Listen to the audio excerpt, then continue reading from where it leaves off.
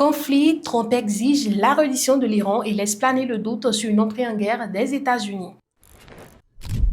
Donald Trump a exigé mardi la reddition sans condition de l'Iran et renforcé la présence militaire des États-Unis au Moyen-Orient. La presse américaine et internationale y voit le signe d'une possible entrée en guerre des États-Unis tout en soulignant les signaux contradictoires envoyés par le président américain. De négociateur persuasif, le président américain s'est mué en cavalier de l'apocalypse, constate le soir, pour qui les signaux indiquant une entrée en guerre imminente des États-Unis aux côtés de l'État hébreu se multiplient. Mardi, Donald Trump a envoyé une salve de messages belliqueux sur son réseau Truth Social, réclamant sans embâche la reddition sans condition de l'Iran et affirmant que le guide suprême Ali Khamenei constituerait une cible facile pour les Américains. Les États-Unis savent exactement où se cache le soi-disant guide suprême iranien, mais nous ne comptons pas l'éliminer, le tuer du moins pour le moment, a-t-il écrit. Mais nous ne voulons pas que des missiles soient tirés sur des civils ou des soldats américains. Notre patience arrive à bout.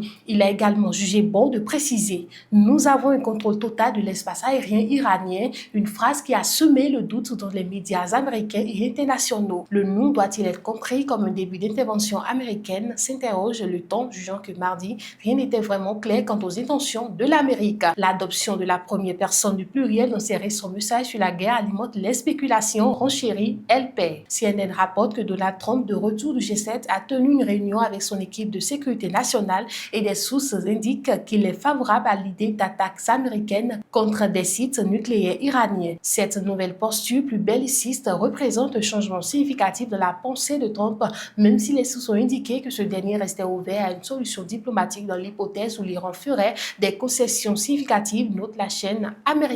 Le New York Times a relevé lui aussi le ton de plus en plus martial du locataire de la Maison-Blanche et juste que les preuves s'accumulent quant à la possibilité pour les États-Unis de se joindre à la campagne de bombardement d'Israël contre l'Iran. Même si cela constitue un revirement radical par rapport à la confiance affichée il y a 2 semaines dans la signature d'un accord nucléaire avec l'Iran considéré comme à portée de main.